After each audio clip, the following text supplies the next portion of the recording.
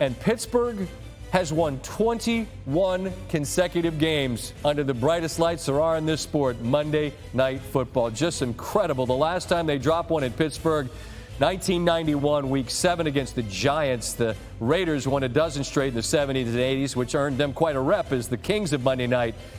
Pittsburgh now at 21. Joe Buck, the Hall of Famer Troy Aikman. We've been chatting, gentlemen, throughout the evening with the updates, but what a treat to talk after a game that had so much in it. I just want to start with that last play, and I'm interested in both of your perspective. If that's second quarter and it's 3rd and 6, is there a flag on that play? Potentially. I mean, you know, it's hard to look at these calls and non-calls. I mean, we saw it at the end of the Denver game yesterday. Sure. A game that probably could have and should have continued on that 2-point try. No flag, and I think that's why he asked the question. I mean, you know, do you want to be the official to throw the flag? I think if it's there, yeah, the answer is yes. That's the job. It was fantastic performance by everybody.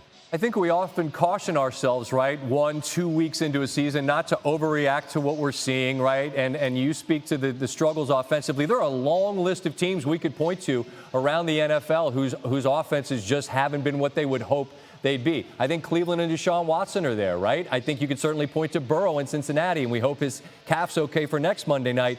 But where is Watson right now, Troy, in your estimation? What do you see and what don't you see from him?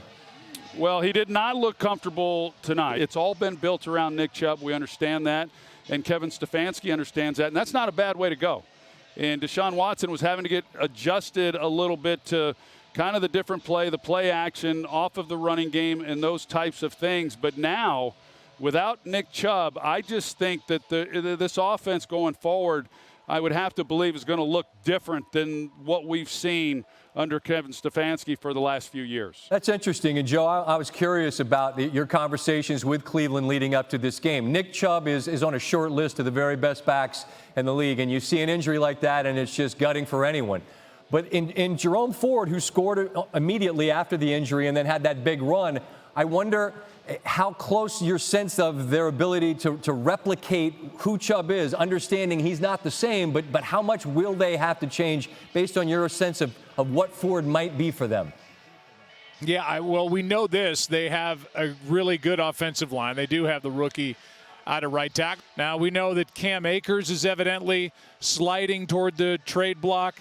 As Troy said during the game, Kareem Hunt is still out there and unsigned. So there are options, but I think the number one option in taking the place for Nick Chubb is the guy in-house. Yeah, I think so. And the answer to his question, Jerome Ford was available on the fantasy wire. So that's true. If you wanted him, you had to move fast, but you got him. Well, not in a smart league. If you're paying attention, you knew that they thought a lot of him. I guess that's kind of what I was alluding to. And again, I'm not suggesting in any way that you can replicate Chubb. He's one of the very best, and obviously our thoughts go out to him as he recovers once again. Gentlemen, a fun night, another doubleheader next week. You got unbeaten and unbeaten. The Eagles and the Buccaneers. Look forward to visiting with you guys in advance of that, all right?